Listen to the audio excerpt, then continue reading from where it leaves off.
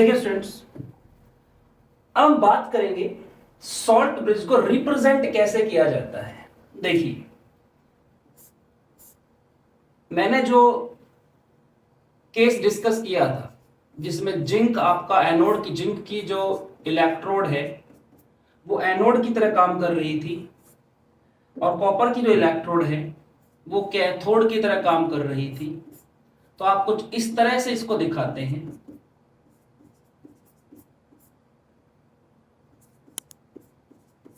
तो आज हम यह डिस्कस करेंगे कि ये रिप्रेजेंटेशन बताना क्या चाह रही है, क्या बताना चाह रही है। ठीक है, ये हमें पता है कि ये जो आप डबल डंडे देख रहे हो, ये इसे बोला जाता है सॉल्ट ब्रिज। ये सॉल्ट ब्रिज को रिप्रेजेंट करता है। ठीक है, जो ये सिंगल आप डंडा देख रहे हो इसको बोला जाता है फेस चेंज। फेस चेंज का मतलब क्या है? जैसे पहले ये सॉलिड स्टेट में था, तब क्या हो गया, एक्वस सॉल्यूशन में चला गया है। ठीक है, पानी में घुल गया है। ये पहले पानी में घुला हुआ था, क्या इलेक्ट्रोड पे चिपक गया, सॉलिड स्टेट में आ चुका। तो ये फेस चेंज को शो करती है। ठीक है, ठीक है, ये फेस चेंज को शो करती है। इसके अलावा और क्या है? जो ये पहले लिखा हुआ होता है सॉल्ट ब्रिज से, इसे बोला जाता है एनोड। और जो बाद में लिखा होता है इसे बोला जाता है कैथोड। ठीक है, अच्छा, अब मैं आपसे ये पूछूं कि ये जो सेल होगा, मैं जानना चाहता हूं कि इसके पोटेंशियल डिफरेंस की वैल्यू क्या होगी। मतलब इसके जो दोनों हाफ सेल्स है उनके बीच चार्ज का डिफरेंस क्या होगा। बड़ी गहराई से मेरी बात को समझना आप। ये सिर्फ हम ऐसे रिप्रेजेंट कर देते हैं, इसके अंदर बड़ा गहरा ज्ञान छिपा हुआ है। देखिए,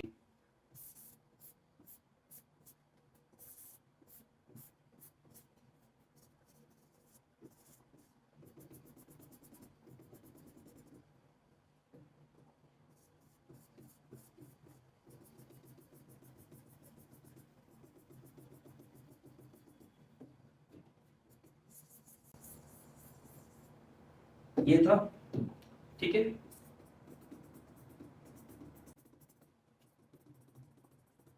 इस तरह से।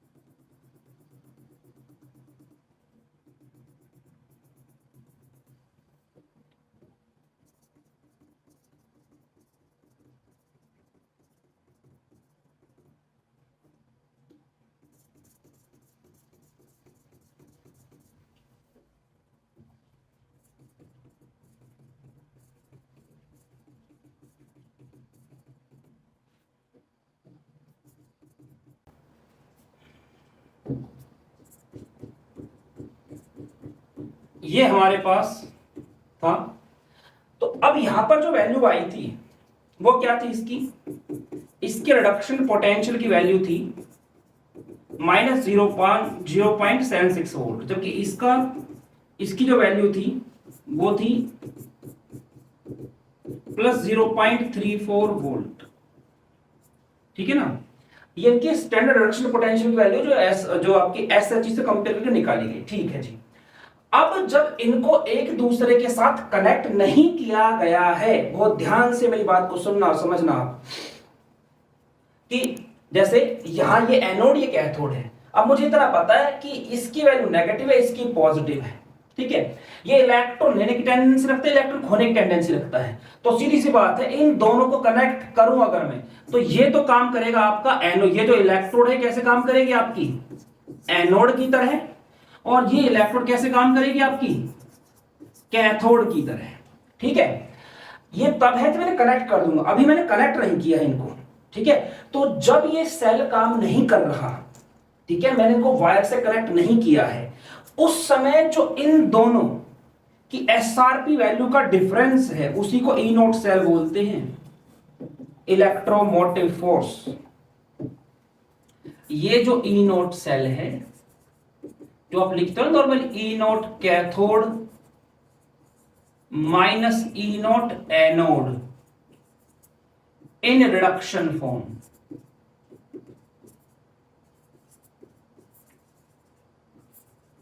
फिर आप इसमें से इसको माइनस करते हो 1.10 वोल्ट आता है। वो कब आता है? जब इसको यूज नहीं कर रहे हो। लेकिन अगर आपने वायर कनेक्ट कर दी है, अब ऐसा नहीं है कि आप कैथोड माइनस एनोड करोगे तो ये आपका जो आएगा इसका पोटेंशियल डिफरेंस आ जाएगा। नहीं, जो आप नर्स्ट इक्वेशन पढ़ते हैं ना कि E cell is equals to E naught cell minus 0.0591, बल्कि मैं इसको अभी यहां पर नहीं लिखूंगा, मैं अभी लिखूंगा इसको 2.303 RT/NF log concentration of product in ionic state divided by concentration of reactant in ionic state, और इनकी जो पावर आएगी बैलेंस केमिकल रिएक्शन में। अब बड़ी गहराई से मेरी बात को सुनना, ये जो लिखा जाता है ना ये, अब देखो जब इन्होंने मतलब जब कनेक्ट नहीं किया था, इसके पास जितने इलेक्ट्रॉन हो सकते थे मैक्सिमम थे ना, क्योंकि किस स्टेट में था ये? इस स्टेट में था, जिंक इक्विलिब्रियम आ चुका था, Zn2 प्लस 2 इलेक्ट्रॉन, इससे फालतू इलेक्ट्रॉन लूज ही नहीं कर सकता था। इक्विलिब्रियम सेटअप हो चुका था इस कंडीशन में, ऐसे इसका था, यहां भी इक्विलिब्रियम सेटअप हो चुका था। ये अपनी इलेक्ट्रॉन लेने की मैक्सिमम टेंडेंसी रख रहा था उस टाइम, ये खोने की। लेकिन जैसे कनेक्ट कर दिया इनको, कनेक्ट करने के साथ ही क्या हुआ, इसने कुछ इलेक्ट्रॉन लूज कर दिए ना। जैसे इसने कुछ इलेक्ट्रॉन लूज कर दिए तो अब क्या इन दोनों में चार्जेस का डिफरेंस वही रहेगा जो पहले था? सोच के देखो जरा इस बात को। मान लो यहां पे 4000 इलेक्ट्रॉन थे, ठीक है, और इसके कुछ इलेक्ट्रॉन की, इसमें मान लो 3000 इलेक्ट्रॉन की कमी थी, 2000 इलेक्ट्रॉन की कमी थी। इसमें मैं आपको ऐसा मत मान के चला यहाँ 4000 ज्यादा है, यहाँ पे 2000 कम है, नहीं, मैं खाली समझाने के लिए बोल रहा हूं आपको कि यहाँ 4000 इलेक्ट्रॉन इकट्ठे हो चुके हैं मान लो, और यहाँ 2000 इलेक्ट्रॉन की भूख है। कनेक्ट करते ही क्या हुआ, इसने 4000 में से कुछ दे दिए ना, और इसकी 2000 की भूख थी, उसमें से कुछ मिल गए ना, तो इसके पास इलेक्ट्रॉन की भूख क्या हो गई, कुछ कम हो गई, और इसके पास जो इलेक्ट्रॉन थे वो पहले से क्या हो गए, ज्यादा हो गई। तो अब चार्जेस का डिफरेंस क्या हो चुका होगा दोनों के बीच में, कम हो चुका होगा। तो इसलिए अगर एक बल्ब लगा दूं मैं समझाने के लिए, मैं एक बल्ब लगा दूं समझाने के लिए, तो बल्ब कब सबसे ज्यादा अच्छी तरह से चमकेगा? अब इसको भूल जाओ, अभी थोड़ा सा सॉल्ट बेस को हटा के दिमाग में रखना कि मैं सॉल्ट बेस को लगा के बात नहीं कर रहा, मैं सॉल्ट बेस को हटा के बात कर रहा हूं, ठीक। तो क्या होगा, ये खूब तेजी से चमकेगा। फिर जैसे जैसे यहां चार्ज का डिफरेंस कम होता जाएगा, वैसे वैसे इसकी चमक क्या होती जाएगी, कम होती जाएगी। तो ये क्या बोलना चाह रहा है, ये कहना चाह रहा है जब इसे कनेक्ट कर दिया ना, अब कनेक्ट करने के बाद कंसंट्रेशन में चेंज आएगा कुछ ना कुछ, क्योंकि जितना पहले इक्विलिब्रियम आपने डिस्टर्ब कर दिया ना, कुछ इलेक्ट्रॉन निकाले तो दोबारा से क्या करेगा, टूटेगा और Zn2 प्लस देगा, यहां से और ज्यादा Cu2 प्लस इस पे चिपकेगा, तो कंसंट्रेशन में क्या कुछ चेंज आएगा, ठीक है ना। तो कंसंट्रेशन में चेंज आया, उसके हिसाब से क्या है कि ई नोट जब मैक्सिमम टेंडेंसी थी कि भाई इतना, जब इसको कनेक्ट नहीं किया, इस पे इतना इलेक्ट्रॉन, इस पे इतनी कमी है, ये डिफरेंस मैक्सिमम था, कनेक्ट करते हुए कम होगा। कितना कम हुआ, वो इसमें से तो माइनस करेंगे ना, वो इसमें से ही तो माइनस करेंगे ना हम। आए आपको मेरी बात समझ में, ठीक है।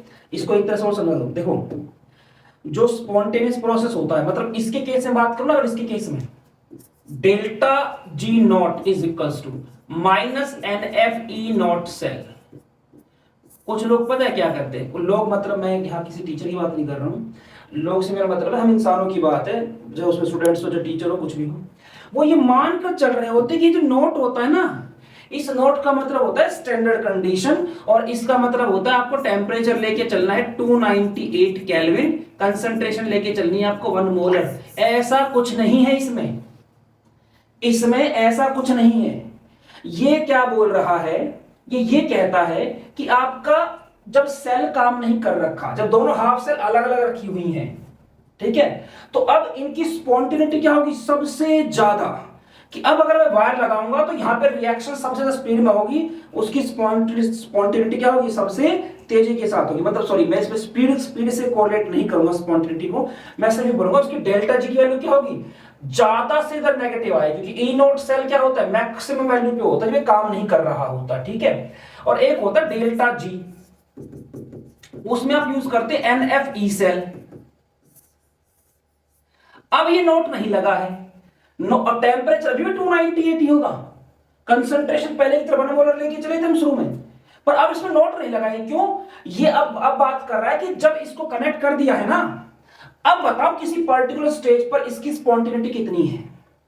आई बात समझ में? तो जो डेल्टा जी के ऊपर नोट लगता है, इसको टेम्परेचर प्रेशर किसी और चीज से मत कोरिलेट करना, ये सिर्फ ये बताता है कि ई नोट सेल वाले केस में जब मतलब इसको कनेक्ट नहीं किया गया है तो स्पॉन्टिनिटी कितनी है, और ये कहता है कनेक्ट करने के बाद कितनी है।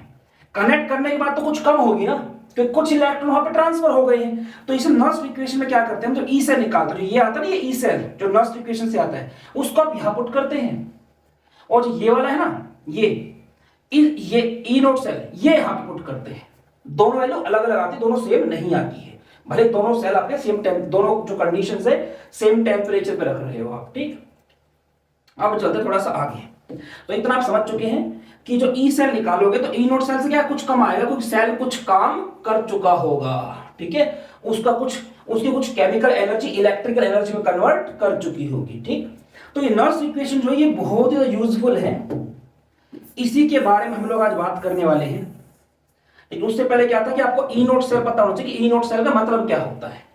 सेल यूज नहीं हो रहा है तो उस समय दोनों के पोटेंशियल जो डिफरेंस होता है उसे बोला जाता है उसका ई नोट सेल, ठीक है। अब चलते थोड़ा सा आगे की तरफ, देखिए तो यहां पे क्या है, मैं पहले बात करूंगा कि जैसे आपने देखा होगा जो पेंसिल सेल होता है, आप पेंसिल सेल कभी लेने के लिए जाएंगे अगर, चाहे तो पतले वाला लो और चाहे वो मोटा आता है बड़ी बैटरी का, उसको लो। आप ध्यान देना दोनों पर लिखा आता 1.5 वोल्ट, दोनों लिखा था 1.5 वोल्ट। ये किसकी वैल्यू होती है, ये ई नोट सेल की वैल्यू होती है इनकी, कि कैथोड माइनस एनोड। जैसे जिंक होगा, जिंक का यूज कर लिया, MnO2 का यूज कर लिया। जिंक इसमें क्या है आपका उसकी तरह यूज करता है, एनोड की तरह काम करता है, और मैंगनीज डाइऑक्साइड क्या होता है, कैथोड की तरह काम करता है, ठीक है। तो ये अब मेरी बात को दूसरी तरह समझना, एक मान लो मैंने लोहे का टुकड़ा छोटा लिया एक बार बड़ा लिया, यहां पे मैंने गोल्ड का टुकड़ा एक बार छोटा लिया एक बार बड़ा लिया। अगर मैं लोहे का टुकड़ा छोटा लेता हूं, गोल्ड का टुकड़ा बड़ा लेता हूं, जंग किस में जल्दी लगेगा, लोहे में लगेगा।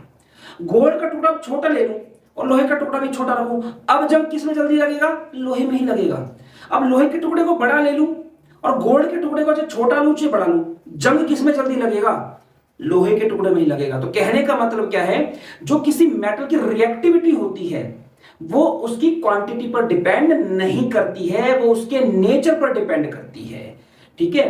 तो जो एसआरपी वैल्यू होती है ये इंटेंसिव प्रॉपर्टी है, ये एक्सटेंसिव नहीं है। मतलब आप चाहो तो सेल को बड़ा लो चाहे छोटा लो, ये जिस मटेरियल से बनी है उस मटेरियल की इलेक्ट्रॉन खोने या लेने की टेंडेंसी कितनी है वो इसके साइज पर डिपेंड नहीं करेगी। इसलिए सेल चाहे छोटा लो चाहे बड़ा लो, वो क्या होगा 1.5 वोल्ट का होगा। इनमें से कौन ज्यादा देर तक काम करेगा वो डिपेंड करेगा अमाउंट पे, ठीक है, ठीक है। आई बात समझ में आप लोगों को, ठीक। तो अब देखिए आगे, तो जो प्राइमरी सेल होते हैं, प्राइमरी सेल की बात करूं, प्राइमरी सेल क्या होते हैं, पढ़ेंगे तो ढंग से थोड़ा सा आगे, यहां पे ऊपरी तो बता रहा हूं। प्राइमरी सेल वो होते हैं जो रीयूजेबल नहीं होते हैं, एक बार यूज किया और खराब हो गए। जैसे पेंसिल सेल होते हैं जो आप घड़ी वगैरह में डालते हैं, जो वॉल क्लॉक होती है, ठीक है। ये क्या होते हैं, रीयूजेबल नहीं होते, एक बार यूज किया और फिर डेड हो जाते हैं। एक होते हैं सेकेंडरी सेल, ये क्या होते हैं, ये रीयूजेबल होते हैं। जैसे जब ये यूज हो रहे होते हैं, जब ये यूज होते हैं तो उस समय क्या होता है, इनका पोटेंशियल डिफरेंस गिर रहा होता है, जैसे आप यहां पे देखो तो गिर रहा था। लेकिन जब इनको हम क्या करते हैं, रिचार्ज करते हैं, तो इनका पोटेंशियल डिफरेंस क्या फिर से बढ़ जाता है। अच्छा, एक मिथ चला हुआ है, मतलब हमने भी सुना था, पता है आप भी सुनते होंगे, कि एक मशीन आती है, उसको लगाने से ना ये सेल दोबारा काम करने लग जाते हैं। ऐसी कोई मशीन नहीं आती है, ठीक है। पेंसिल सेल को दोबारा स्टार्ट करने वाली कोई मशीन नहीं आती है। वो सेकेंडरी सेल्स होते हैं और वो ये नहीं होते जो आप देखते नॉर्मली, जो आप दुकानों से लेके आते हैं 10 या 8 रुपए का आता है। तो ये सेल अगर एक बार यूज हो गए ये डेड हो गए, ठीक है। इनको दोबारा से आप रिचार्ज कर सको ऐसा पॉसिबल नहीं होता है, ठीक। अब चलेंगे आगे, और क्यों नहीं होता वो जब मैं सेल्स कराऊंगा तब उसके बारे में बताऊंगा। तो अब मैं अपनी कहानी को थोड़ा सा आगे लेके चल रहा हूं कि कौन कौन से फैक्टर हैं जो इलेक्ट्रोड पोटेंशियल पर असर डालते हैं। स्क्रीनशॉट ले लीजिए।